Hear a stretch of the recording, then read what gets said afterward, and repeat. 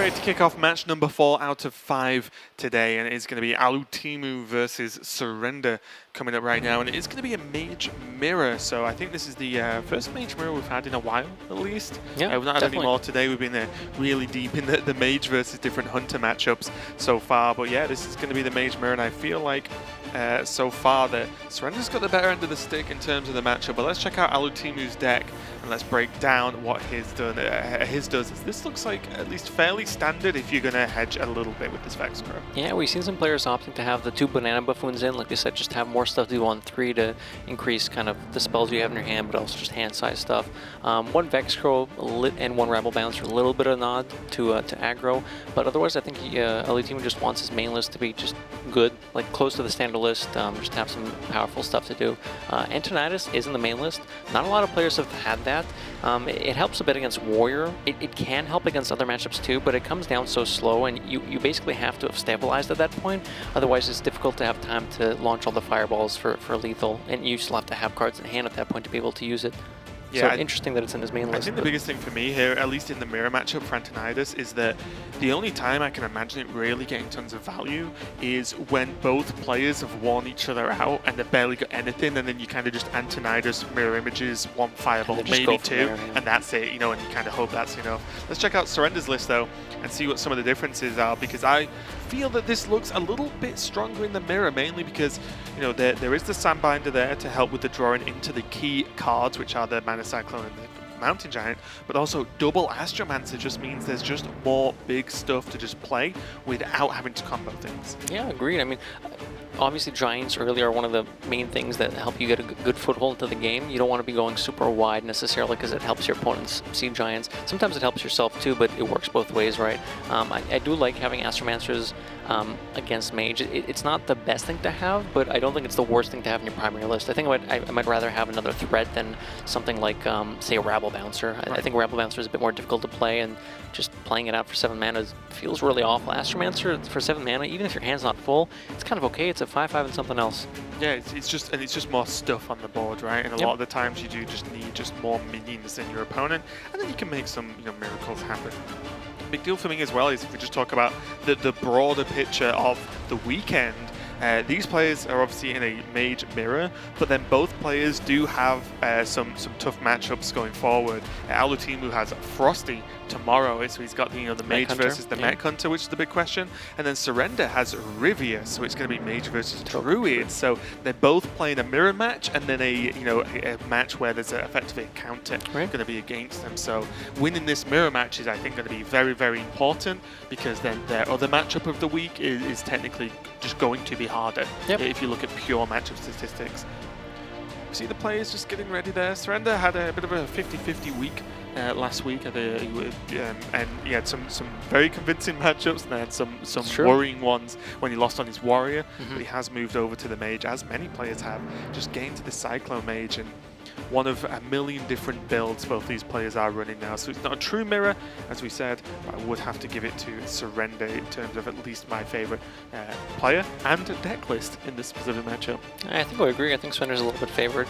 The thing is, with 1 or 2 cards different, it's hard to say that it's, favored is kind of funny because it's like, 50-48 or something like that. It might be a bit more with Surrender, just because I don't think the Vex Crow and Rabble Bouncer are going to do that much for Alutemu, but I do agree with you. And honestly, when I'm talking specialist, especially in mirror matches, the only way I foresee saying how good the tech choices are is saying, well, if both players draw them, who's ahead, right? Yeah. Like, that's the only way, because you can't do it otherwise, right?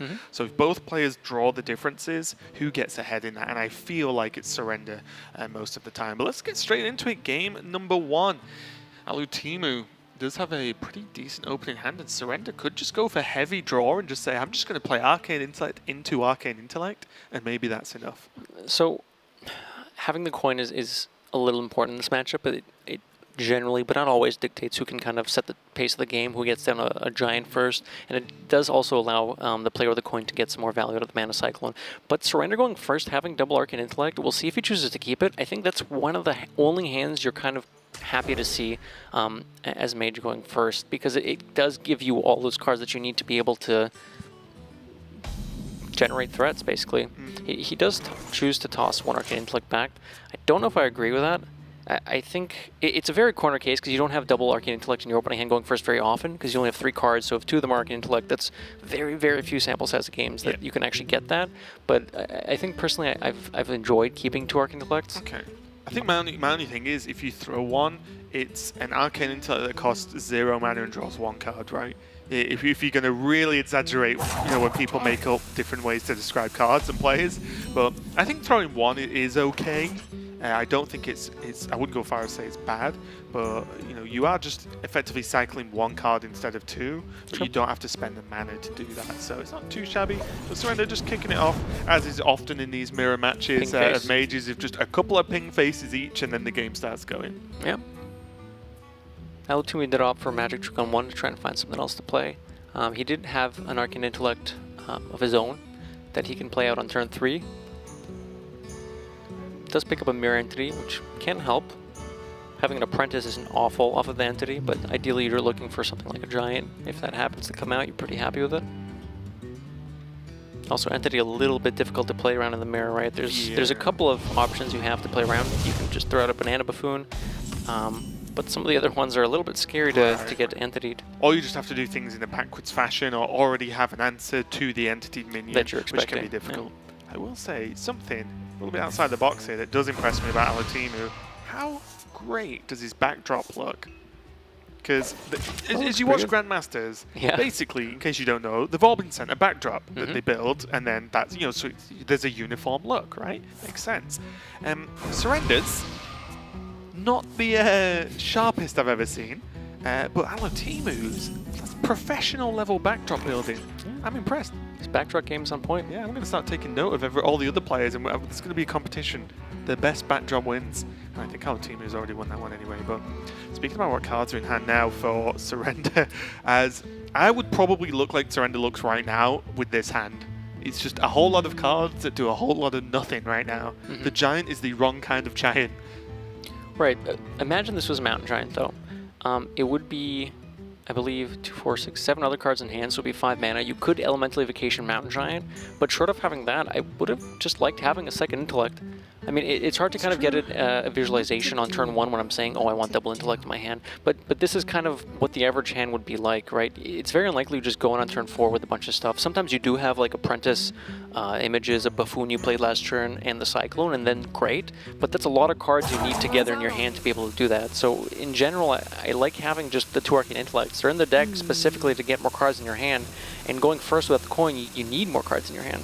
I'm going to see Surrender going with a bit of a different play and basically building up towards this Sea Giant. Yep.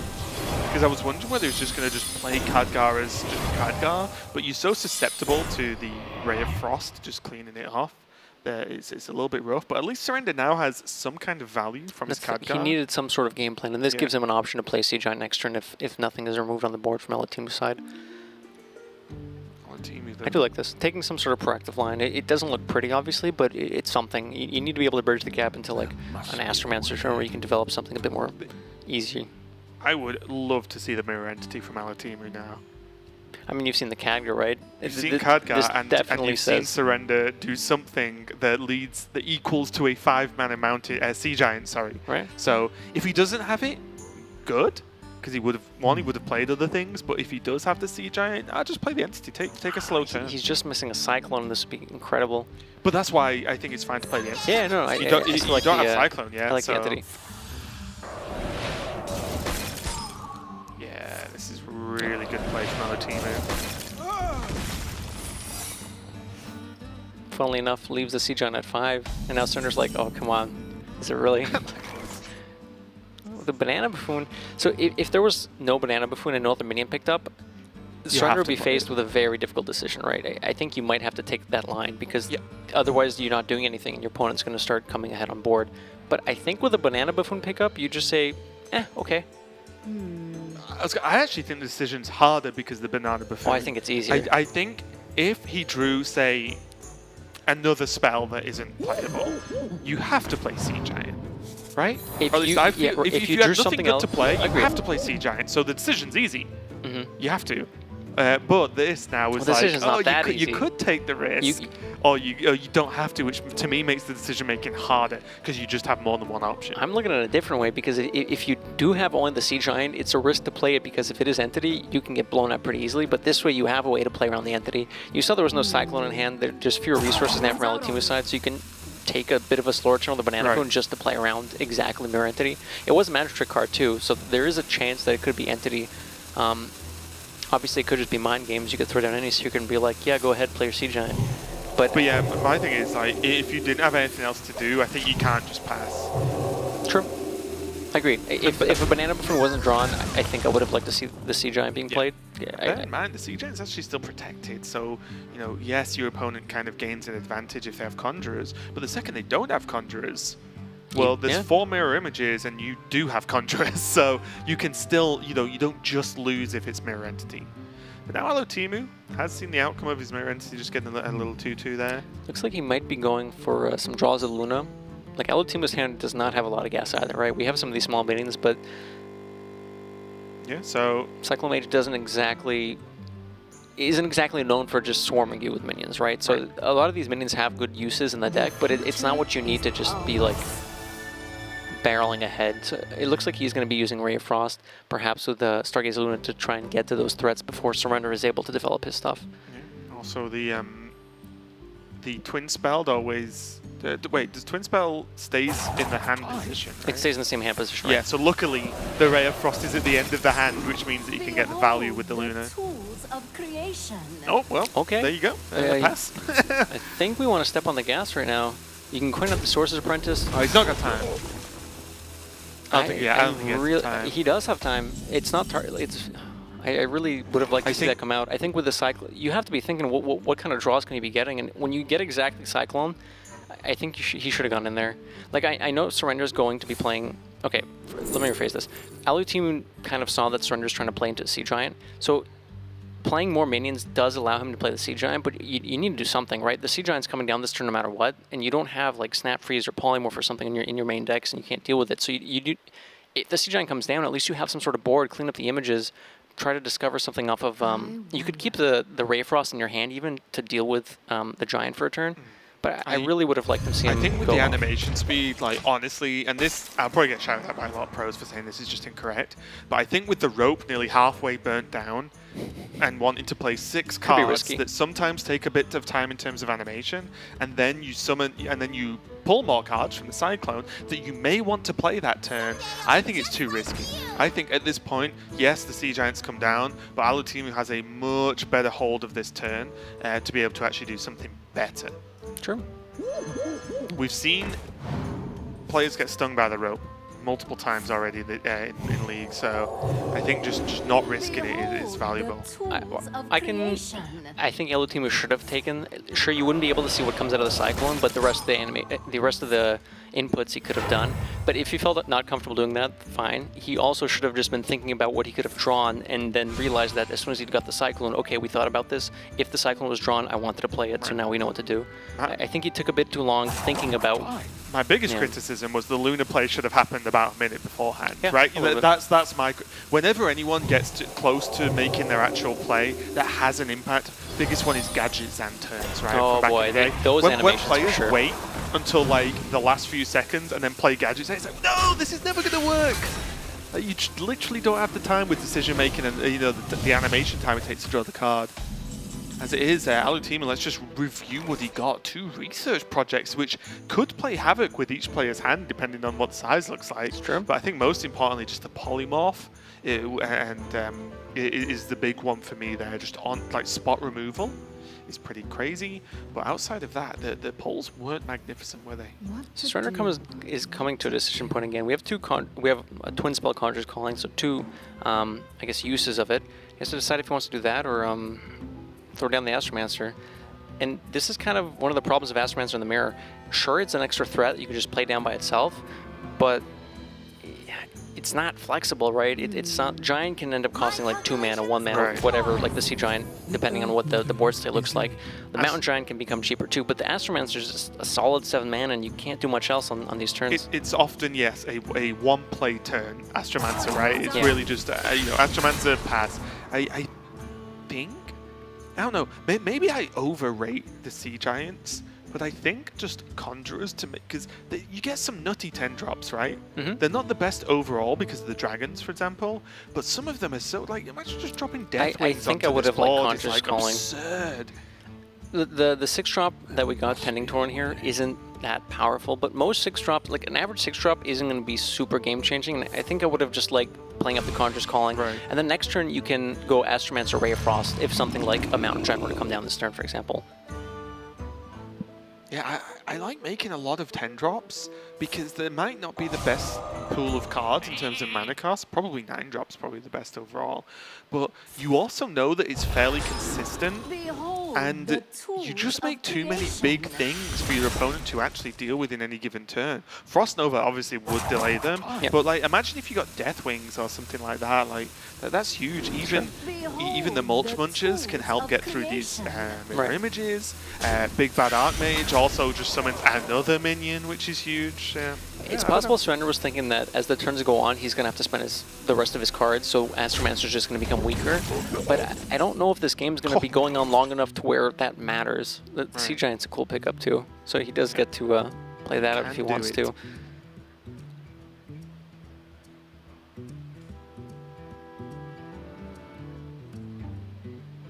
Could throw out a Spellbender this turn along with the Sea Giant and Conjurer's Calling. You're at 24, so with the damage on board, there's what, 9, 17 staring you down.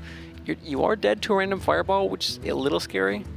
You have also seen a lot of the base targeted spells in the deck. There aren't tons anyway, so it means that the Spellbender will mess with stuff because you've seen Ray of Frosts. All right. So there aren't that many targeted spells. Yes, there are generated ones, of course, but... Oh, I actually like this a lot better. I forgot that you can play the Astromancer in response 2 minutes for the Sea Giant. Conjurer's Call on the Clone Master is so sick. That is pretty sick.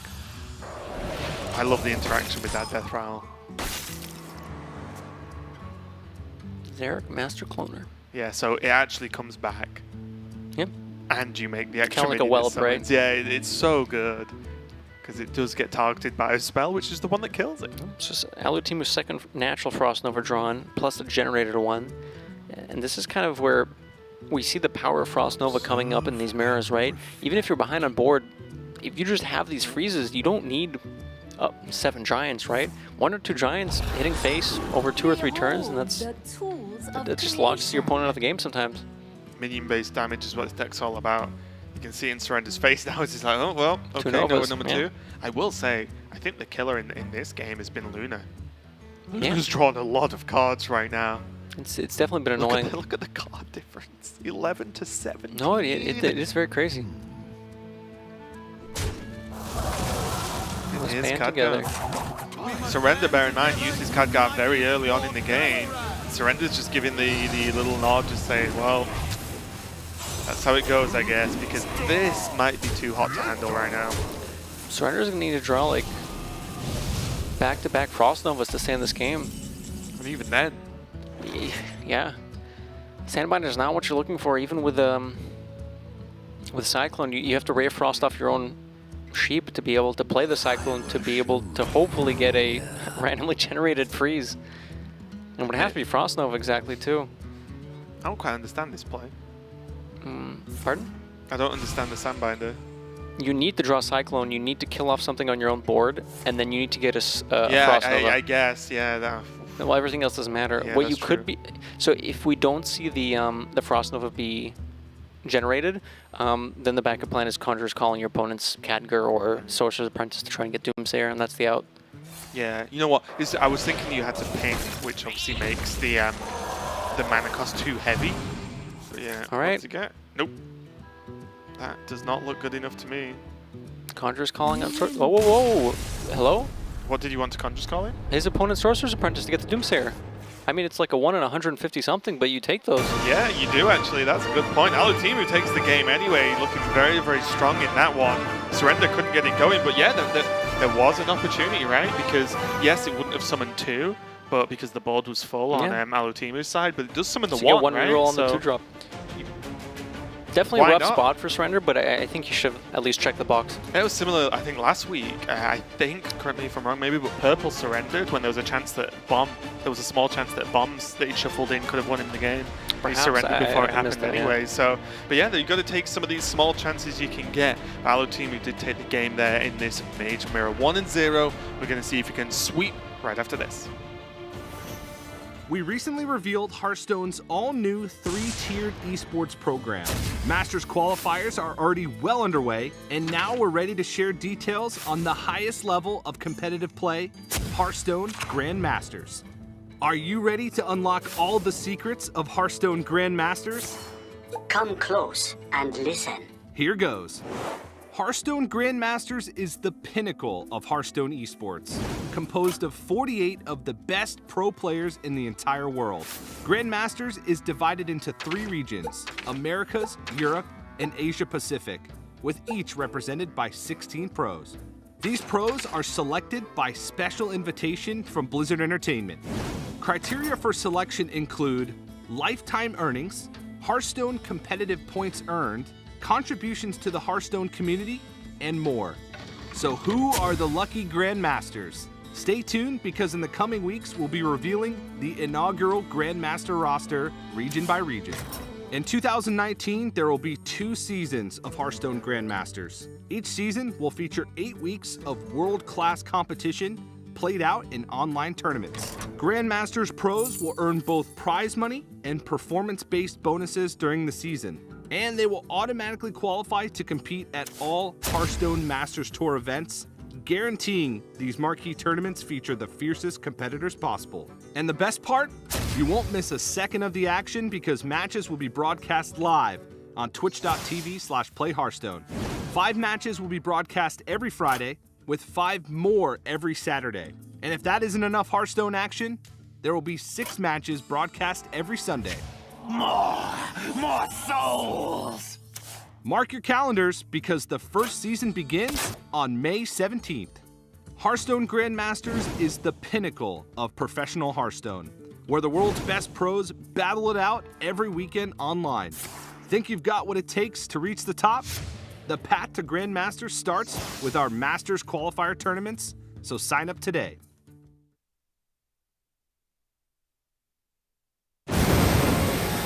Each teammate I'm calling has stories. This tale's about riches and glories. Deep down in the earth, a king dreams of rebirth and refilling his gold inventories. Such a shame to have lost all that treasure. Join up, be a kobold of leisure. The cards now be calling. Someone new, no more stalling. And we next will be taking her measure.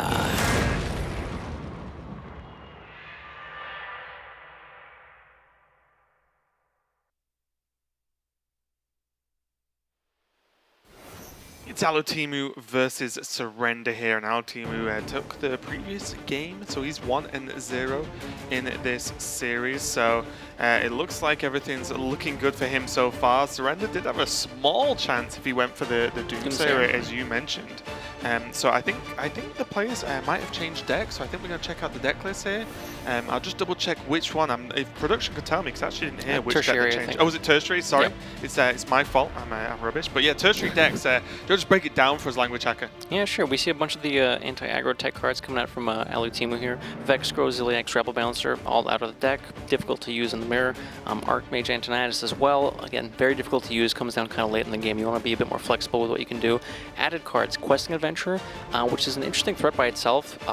It can end up being something as big as a giant or even bigger.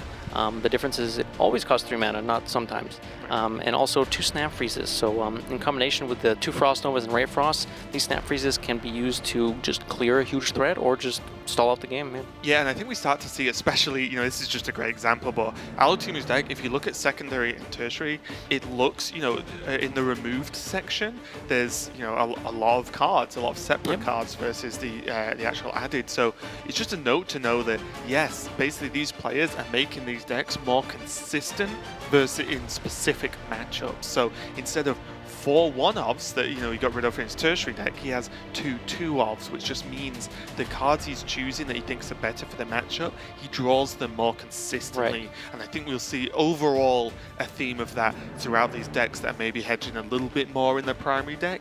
You'll see that these other picks are a little bit more consistent, like, oh, 2 of this, or the 1-ofs and making them 2-ofs in the actual primary deck. Or the primary, sorry. Yeah, so for example, we saw Blitzchung one deadly shot. Well, there was already a deadly shot in the primary deck, so it creates a 2-off scenario, and it makes your deck do one thing way more consistently.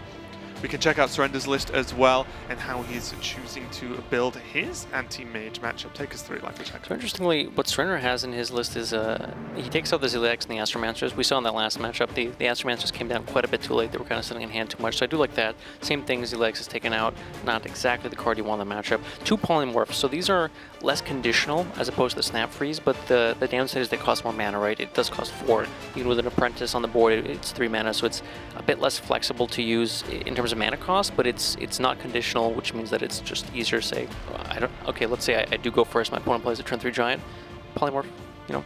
Yeah, it's the question of when does this mage list require or have too many combo pieces, right?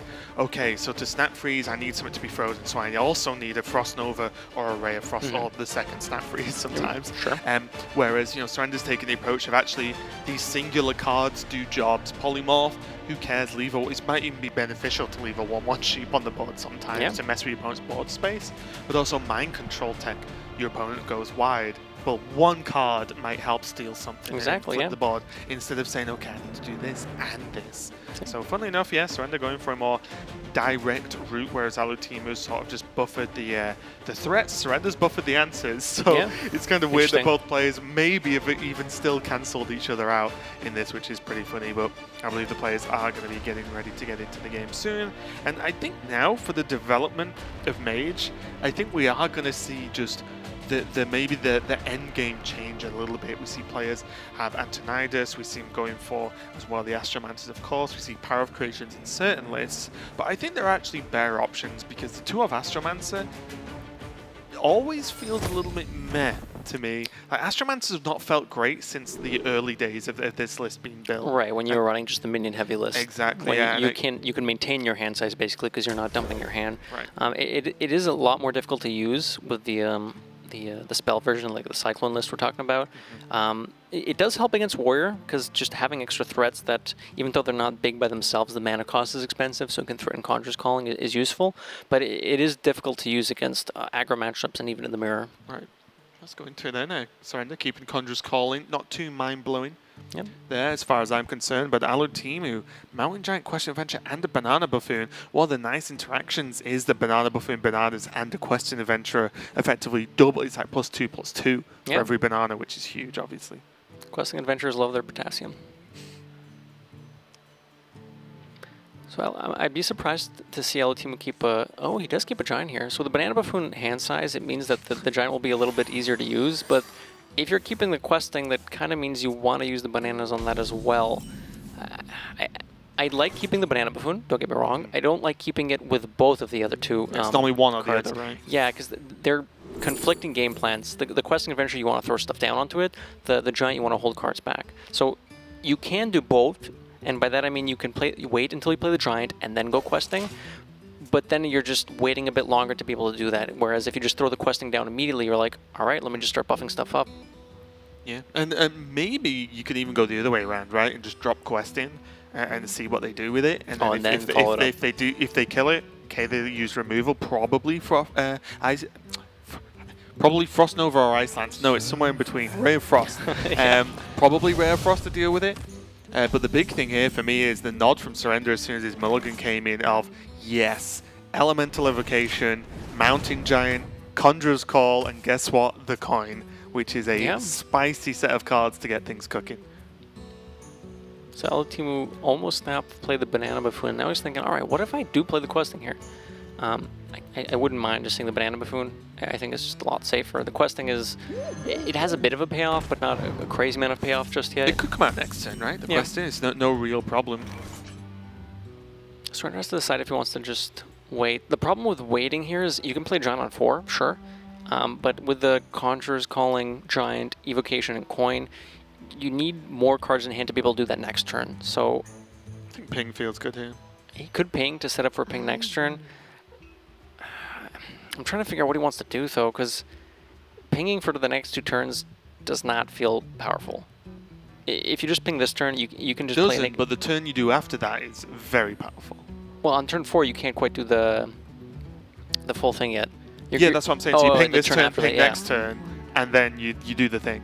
What if that's too slow, though?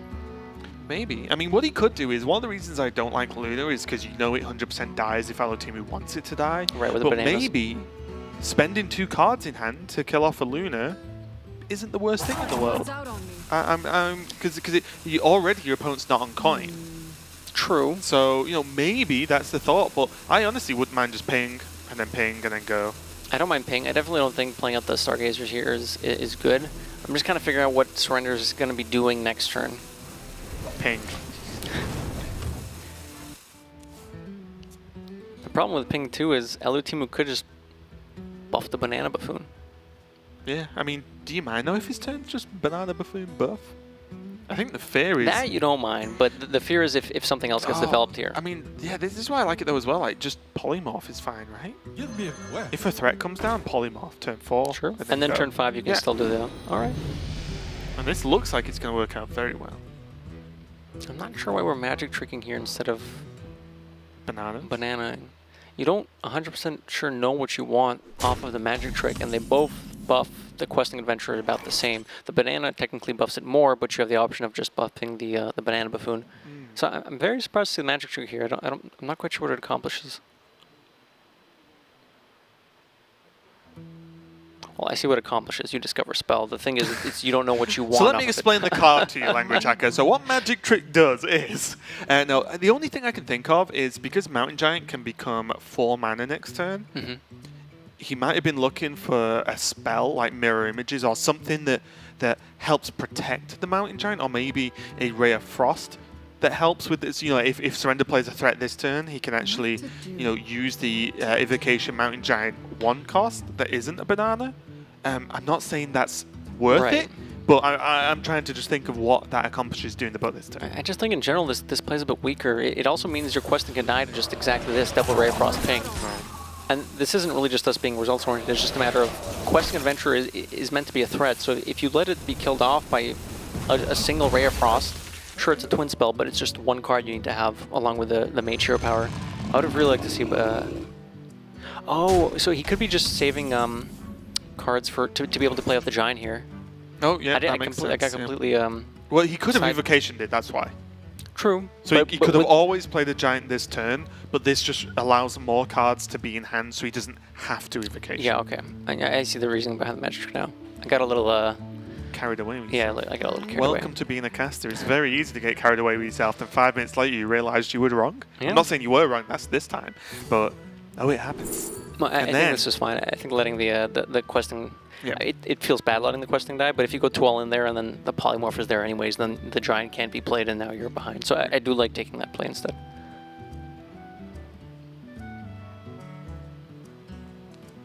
Surrender now. Deviating from the big turn plan potential, at least right now, because I imagine he just wants to Polymorph this Giant. Right.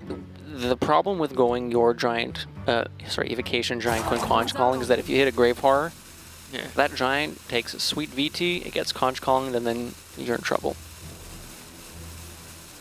So I do like taking a turn here, just Polymorph this. Deciding what he wants, I think the missiles is fine just for flexibility. It's cheap as well, right? You know, you just go for a cheap option, and then you can get something done afterwards. And suddenly, you know, there is backup for Alutemu, but the hand's just looking a little bit weaker. I wonder if he actually... No, I think it's okay. You're pushing a little bit of damage, not enough to be threatening, but... My fear is if Giant's played and there's an answer, well, your hand sucks. So my wondering was, does Alutemu actually just go for the spell turn this turn? No, I think you need to... With Trainer having so many cards, you want to make it difficult for him to just do what he wants to do. So this way it's like, alright, if you have another answer, it kind of sucks for me, but I need to do something, right? Like I don't have any resources left, and that is kind of the problem. I just feel like he could have done evocation with bananas and then created a bit of a stronger board that can attack. And then he still has Ray of Frost and that Snap Freeze to deal with something. I don't know. It's just tough. I'd be just scared of this giant getting killed. Here we go, the turn we've been waiting for Surrender. Evocation, Mana Cyclone as well. Oh, that is annoying. Might be thinking about holding on to it for next turn, but you don't have that many spells in your hand. You have the Buffoon, but it requires a bit of setup. Most importantly, no Sorcerer's Apprentice, which means you're not going to be able to just churn spells out. And I also think just the extra minion on board is not too bad at all. Job's done. Surrender will just be hoping, really hoping that there's no Conjurer's Calling from Alutemu.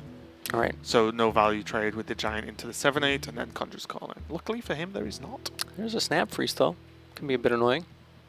Yeah. So the discovered Snap Freeze from the Magic Trick helps quite a bit here. Cleans up the Giant. You can take a value trade with your Giant, buff it up with a banana so it doesn't get pinged off perhaps.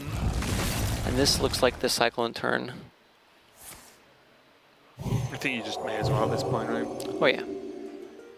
Unless you know you're going to draw exactly Sorcerer's Apprentice next turn. It's not going to get much better, is it? Yep. I mean, it's just good enough. You can use almost every single spell in your hand right now. I mean, you can actually. You can use both Ray of Frost to kill off the Cyclone if you really want to, just for the refill. I think you hold. I don't think you need to go that nutty. Even kept a banana. Wow. Wow. I like 9 damage to face Language Hack. I don't know about you, mate. Yeah, That was sick. Like, not This playing was the banana insane. was sick. Like, it worked out so well for Alutemu because it allowed him to kill this. Obviously, I'm guessing this wasn't #1 on his plan, right? This was not, I'm saving 3 mana so I can do exactly this maybe play. he was. But it worked out that Wow. way, and Surrender might just be dead. And if you can see Surrender's face right now, that face is the one he always makes when he's in trouble. It's the, I'll smile because that's what I do. Oh But boy. I'm feeling bad about it. 9 damage to So face. you can Conjurer's Calling your opponent's sheep and then hope to MC Tech the Giant. You can also Conjure Calling your opponent's Mana Cyclone. Sometimes you get Doomsayer, and if you don't, then you can MC Tech the Giant as well. That gives you a bit better odds, but it means that the leftover 2 drops can be threatening your life Does it total. have Icicle? It So you does. can clear off, on average, a 2-drop afterwards? Well, not the same turn if you go Conjurer's Calling MC Tech. Oh, sorry, yeah, he's not Yeah. going to... But I don't see... Yeah, it's You don't one have, mana you don't off, have right? freezes in hand. You can go Luna, Apprentice, try to draw stuff from your deck. I guess he does this and just has the Arcane Missiles to help afterwards. Okay, I like this. He does see the MC Tech line. Okay, here we go. Engaging TC-130 until this He got, of all of the options, he got the Murloc as well. Got to feel bad about that. And that is just going to be a concede, and Alutemu takes the win. Swift 2-0, And- powerful, yeah.